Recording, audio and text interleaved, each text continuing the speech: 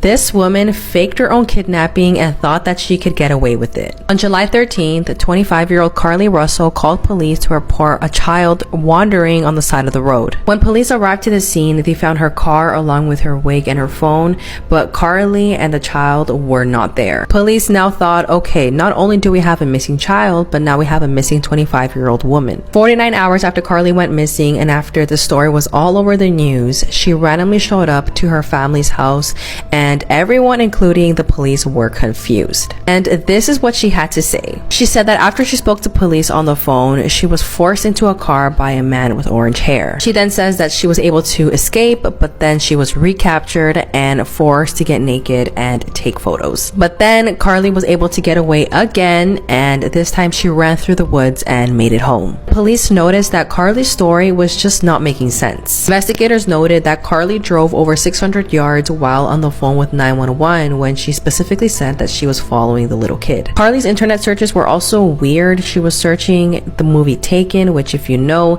it's about a woman being abducted. Eventually, Carly's lawyer made a statement that she made this whole thing up. She was charged and ordered to pay $18,000 in restitution and spend 1 year in prison. I guess she did this all for attention, but I mean, she did get it. Breaking news, they have now released body cam footage in the Ruby Franke case as well as 911 calls. Take a listen. You two stay on that corner. And now, new body cam footage obtained by ABC News showing those intense moments when police swarmed Franke's home the day she was taken into custody. Police department! And as police scour room to room in search of Franke's two middle children. More newly released body cams showing where they were found, miles away at a friend's house. Well, we have to physically see her. Before being turned over to Child Protective Services. I just had a 12-year-old boy show up here at my front door asking for help. He's emaciated, he's got tape around his legs, he's hungry, and he's thirsty. Franke's 12-year-old son breaking free from the home of her business partner, Jody Hildebrand, more than 4 hours south of the Franke's home. Then running to neighbors, according to police. Female does have gun tape around each ankle. He's not telling the RP why. And said that there's sores around his wrists and ankles. Both Ruby Franke and her partner Jody Hildebrand were charged with 6 counts of child abuse. Each count could mean up to 15 years in prison. Police responded to the Franke home more than a dozen times in the last few years, as early as 2018. And a newly released 911 call made by Ruby Franke's own daughter, Sherry, alleging neglect back in September 2022. Hi, my name is Sherry Franke. My 4 younger siblings are living in Springville, and my neighbors have been telling me that they have been left home alone for about 4 or 5 days. Services is now being investigated for their handling of the case by Utah's Child Welfare Legislative Oversight Panel. After the shocking arrests, family tensions brought to a boiling point. Yeah, explain to me again why this was not robbery. As Kevin accused his oldest daughter, Sherry, of taking items from their home, asking police to arrest her. But police denying his request. Because it's a civil issue. According to their lawyer, Kevin Franke is continuing his fight for custody of his 4 underage children, now unified with both Sherry and Chad, and trying to rebuild their family. Seeing as Kevin was present in some of these videos, although his exact extent and knowledge is unknown at this time about the child abuse, the judge is going to have to make an assessment on whether or not he is the best and proper place for the children to be if they are to go to his care. Franke and her business partner remain in jail without bond. I'll keep you guys updated. What do you think? Drop in the comments. Unsettling facts you probably didn't know. Part 16. There is a shark statue at the bottom of a lake in Switzerland. Imagine not knowing it was there and diving into this lake. There is something called tooth-in-eye surgery where doctors put a tooth in a blind person's eye to restore their sight. It was first done in the 1960s, it works and is still done today. Freshwater snails kill up to 200,000 people a year because they are hosts to deadly parasitic flatworms. A 3,000-year-old mummy can still have fingerprints. The Turritopsis dohrnii jellyfish is officially the only immortal creature in the world, meaning it can live forever. A cockroach can live over a week without its head. Doctors in Russia had to pull this 1.2 meter long snake out of a woman's throat. How did it get there, you ask? The snake slithered inside of her as she slept in the yard of her home, and she went to the doctor the next day because she felt unwell. Imagine you go to the doctor because you don't feel well, and they tell you you have a snake in your throat. You ever think about like their works of literature with made-up languages that are so incredibly complex, describing histories and universes? Like, what if somebody from the future came back and got a hold of Tolkien's work? Like, you would think elves were real people. Oh, interesting, yeah. It's crazy that J.R.R. Tolkien, he literally made up a language. Yeah. He took like old Gaelic and stuff. I didn't know that. Yeah. You can actually learn it and use it. And he wrote it all? Yeah. Jeez. And could speak. I didn't look into this guy. He's really being put on the map right now. So did Orlando Bloom put J.R.R. Tolkien on the map? Some would say, yeah. No, I mean, think about it. No one ever heard of Tolkien before Orlando Bloom. I didn't know about him. This is why Andrew goes. Insane Coincidences, Part 53. In 2012, a British man bought 5 amateur paintings for a mere $5 at a Las Vegas garage sale. When he decided to reframe one of them, he found a piece of paper behind it that turned out to contain an original sketch by Andy Warhol. His signature was also etched into the back, giving it a value of at least $2 million. In the 1960s, a radio station organized a bonfire to burn a bunch of Beatles records after the band claimed they were more popular than Jesus. The next day, the station's broadcast tower was struck by lightning, damaging their equipment and sending the news director to the hospital. American acrobat Jennifer Bricker was born in 1987 with no legs and was therefore put up for adoption by her parents. From a young age, she always wanted to become a gymnast and completely idolized American Olympian Dominique Moceanu. In a shocking turn of events, when Jennifer turned 16, she discovered that her idol was actually her biological sister.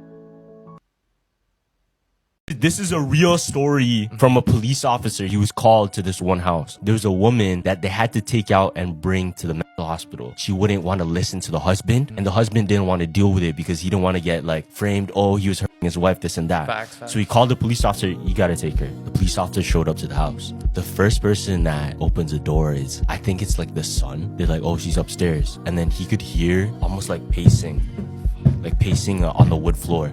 You know some shit's up there. Before he went upstairs though, the guy said, all right, just be careful where you step because you might step in blood. And the reason that is because she was pacing for so long, her feet started to peel. It's like torn off. Ew. Like the skin is raw and it's bloody. It's because she won't stop pacing. Right. He's already kind of freaked out. He goes upstairs, walks up slowly and shit. He goes into the room and he described it exactly like this. He opened the door and... Breaking news, a pilot intentionally tried to shut down the engines of a plane while it was in mid-flight. Authorities confirmed that the incident took place on a 76-seat flight. The Horizon Air Embraer 175 left the Everett, Washington airport at 5:23 p.m. local time. It landed in Portland, Oregon about an hour later, and authorities did not confirm how many passengers were on board. Officials confirmed that a passenger riding in the extra seat of the cockpit tried to shut down the engines mid-flight and had to be subdued by the other 2 pilots. The pilot has been identified as Joseph David Emerson, 44 years old. This airline is also owned by Alaska Airlines. In a statement released by Alaska Airlines on Monday, they said that a crew member reported a, quote, credible security threat related to an authorized occupant in the flight deck jump seat. However, they also stated no weapons were involved. As of Monday, he has been charged with 83 counts, each of attempted murder and reckless endangerment. In addition, he also faces 1 count of endangering an aircraft. At this time, they have not provided a motive, but I'll keep you updated on any developments. What do you guys think? Drop in the comments.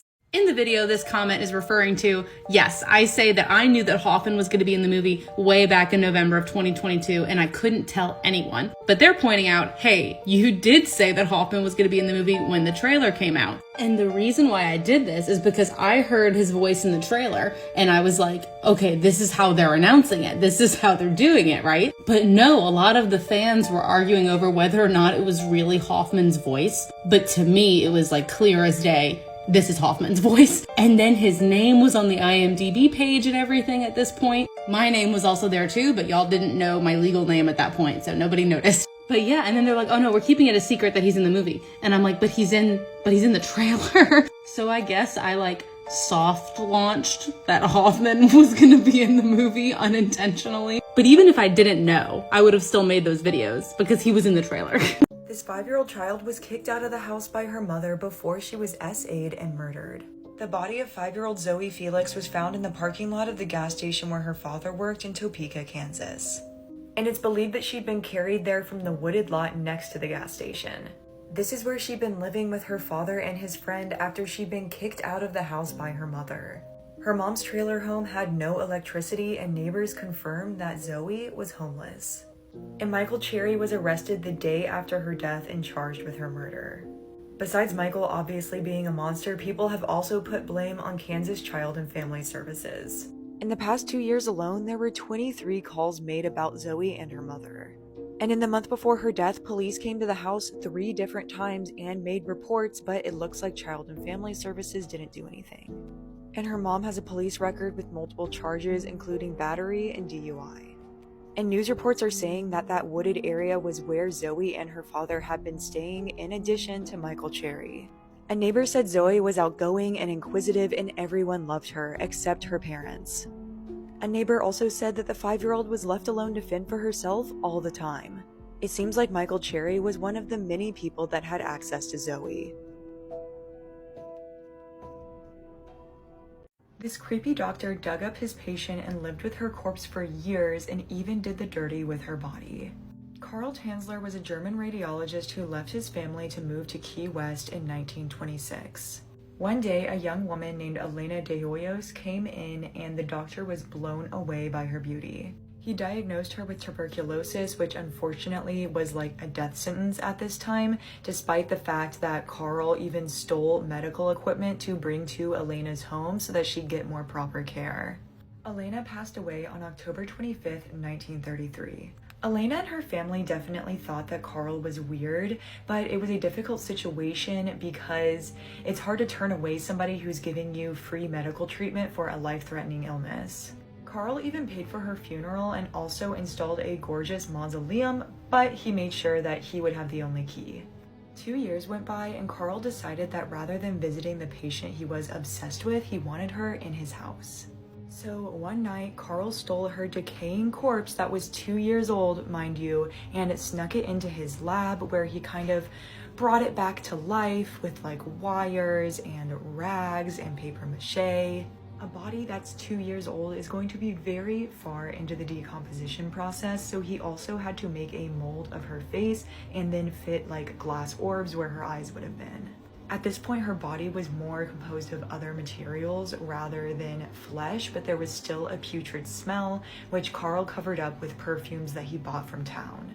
Anyone who's been in a high school locker room knows that perfume doesn't get rid of a bad smell, it just adds like a more pleasant smell on top of it. But this was not enough to turn off Karl because he also inserted a tube into her lady parts to make it easier to consummate the relationship. He also planned on shooting her body into space in an airship that he fashioned so she could become one with the universe. People in town began to wonder who this reclusive doctor was buying all these gifts for, and then someone walking by one day saw him dancing in the window with a limp body. Elena's sister caught wind of this and went to go check it out, and her worst fears were confirmed and she called the police. Police confiscated Elena's corpse in 1940, 7 years after her death. The crimes that Karl had committed were grave robbery and abuse of a corpse, but the statute of limitations had already ran out, so he actually wasn't charged. The state of Florida then put Elena's body on display, and once public interest died down, she was then reburied in an unmarked grave to prevent anyone, aka Karl, from digging her up again. Karl also had the audacity to ask for her body back, and they were like, obviously not. With Elena and her family getting zero justice, Karl then lived out the rest of his life with a doll that resembled Elena, and he died in 1952. I never believed in paranormal activity until I watched the Conjuring movies. Did you know that they're based on true stories? This is Ed and Lorraine Warren. They were the people to call if you had any kind of poltergeist activity going on in your home. So that's exactly what Peggy Hodgson did after her kids were playing with a Ouija board that invited in some unwanted spirits. Now, if you want to sleep, don't watch this at night because it's scary. It all started when Margaret, who was 14 at the time, and Jane, who was 11, would notice furniture in their bedroom moving. Their mom thought they were just making things up until she witnessed it herself, so that's when she called the cops. Police come to the house and that's when they see a chair moving on the floor all on its own. When Ed and Lorraine Warren were called to the Enfield home in London, that's when Lorraine Warren noticed the kids levitating. But that's not even all of it, because they have a recording of Jane speaking in this really deep and taunting voice. Watch this. These teenage sisters believe they're haunted by a poltergeist. I was going to ask the same question as I asked earlier. How many voices are there? 600. 600 the voices. I know the joke. How many really are there, Margaret? I think so far we've had 10 sensible voices, but the rest of the names are absolute rubbish. Here are some people who became millionaires within a few seconds. An Indonesian man became an instant millionaire when a meteorite worth $2 million crashed into his home. The rock is an extremely rare variety that's estimated to be around 4.5 billion years old. In 2013, PayPal accidentally credited $93 quadrillion to Pennsylvania man Chris Reynolds. Unfortunately, he didn't withdraw it before they noticed the error, making him the richest man in the history of the world for only a few minutes. In 1998, Philip Ozerski was attending a Cardinals baseball game at Busch Stadium in St. Louis. It would turn out to be the game where Mark McGwire hit his record-setting 70th home run of the season, and Philip caught the ball. But since McGwire refused to meet him, Ozerski didn't give the ball back. Instead, he later sold it at auction for around $3 million. When a Filipino fisherman's anchor got stuck on a rock, he decided to take it home with him as a good luck charm. He kept it under his bed for 10 years until his house burned down in a fire. He soon found out that it was actually the largest pearl ever found, valued at right around $100 million. Breaking news, the world's oldest living dog has sadly passed away. The guard dog, who was called Bobby, passed away over the weekend in a veterinarian hospital. Bobby lived on a farm with his owner and 4 cats in Portugal. He was born on May 11, 1992, when his owner was just 8 years old. That made Bobby more than 217 years old in dog years when he passed away. Rest in peace, Bobby. What do you guys think? Drop in the comments. Think twice before you answer the door on Halloween night. On Halloween night in 1984, a pregnant mom named Doreen Herbert heard the doorbell ring. She opened the door to find someone in a wolf mask holding a machete. This was like a scene straight out of a horror movie, and she was viciously slaughtered in front of her 4-year-old daughter. Special attention had been made to harm the fetus as well, and it was found under this chair. Luckily, when the attack started, her daughter hid behind the couch, and then the man in the wolf mask paced around the house looking for her. The man in the mask shouted that if she said anything, he was going to come back and kill her too. Crime scene investigators noticed a trail of blood leading from the house down the sidewalk and across the freeway to a nearby neighborhood. This attack happened shortly after her husband left to go to the store, and he came home just a few minutes after she died. But luckily, officers did their due diligence. Looking into Doreen's past, they found out she had a tumultuous marriage with her ex-husband, Michael Dennis. And they actually had a child that drowned under Doreen's supervision in 1980. 2 years later, this distraught ex sued Doreen for the death of their child but lost in court. And just hours after the murder, the police paid a visit to Michael Dennis. He was calm and collected and gave consent to search, but as he reached out to sign the form, they noticed a gash on his hand. He said he got this injury from carving pumpkins the day before, but they noticed that the blood was still clotting. He began to walk detectives up towards his bedroom and lunged towards the bed, and they were luckily able to tackle him before he grabbed his revolver. And also inside the house, they found blood near the washing machine, and blood was all over his car door handle and steering wheel. His past girlfriend also said that the previous Halloween he went to a party wearing a wolf mask, pictured here. Michael Dennis was charged for the death of Doreen and her unborn child. And due to the brutality, he was actually given the death penalty. Michael Dennis had never moved on and hated Doreen for finding love and having another. And I have to say, if you've lost a child, Halloween is probably a really difficult day to look outside and see kids running around everywhere. But that does not excuse his actions. Let me know what case you want me to cover next and follow for more true crime. A body has been found in the southwest of Ireland. The police have identified the man as Johnny O'Reilly, and his body was found sitting up on the beach wearing a suit. And something strange is that the words "last dance" were found spelled out in stone next to him. And it gets even crazier when you find out there was a syringe next to his body full of deadly medication typically used on large animals. So what does all of this mean? Well, you can find out in No Strangers Here, which is a book I cannot put down. It follows the story of a woman named Dimpna as she comes home for the first time in 27 years to help solve the murder of Johnny. It's got the mystery of the Somerton Man, the cliffside drama of Big Little Lies, and the small town murder of Mare of Easttown. But seriously though, I have not been able to put it down, which is good because there is another one in the series as well. Check out the link in my bio for more. Proof that animals are evolving, Part 3. A chimpanzee from Zambia was observed wearing a piece of grass in her ear for no apparent reason. After other members of her group started copying her, researchers soon realized that this was the first fashion statement observed in the wild. In Moscow, Russia, packs of stray dogs have been known to send out a smaller, cuter member to beg for food. They apparently understand that it will be more successful than a bigger, less attractive member of the pack. Here's some incredibly disturbing footage of a raven speaking human. Come on. Come on. Come on. I hate it.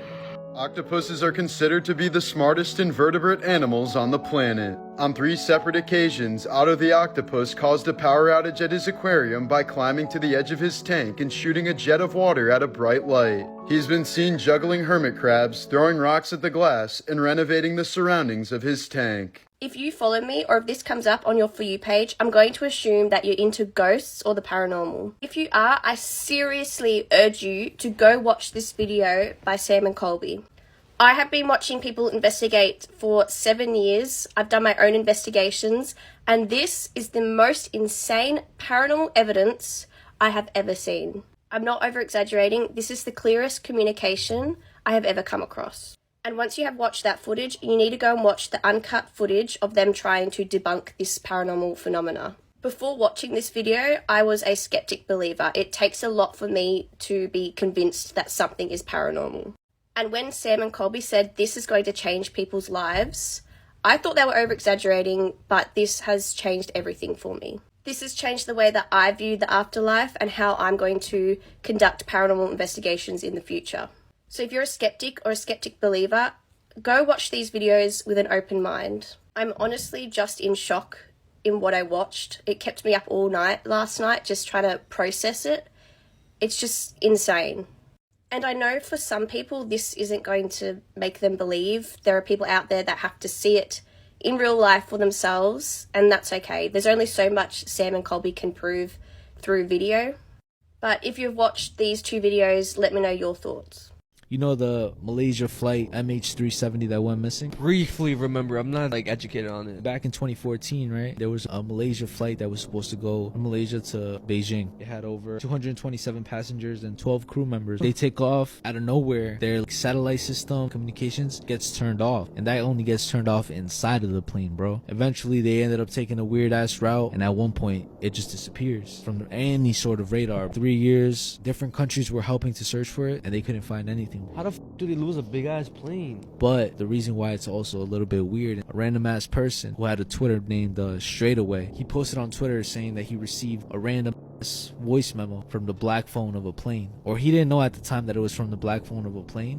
Sierra, Oscar, Sierra, India, Tango, India, Sierra, Delta, India, Romeo, Echo, Foxtrot, Oscar. I kind of remember that voicemail. Isn't that like the military alphabet? Exactly, yeah, and he spelled it out. It spelled out SOS danger. They are not human. So when he posted it on Twitter, he started getting random ass messages telling him to delete it and shit. And he also ended up posting pictures and videos of people outside of his crib. Fuck. It's still a conspiracy to this day. Yeah. I don't know if they have found the plane yet. There's satellite video of unidentified objects like surrounding it and shit, and then out of nowhere it teleports. I don't know how real that video is.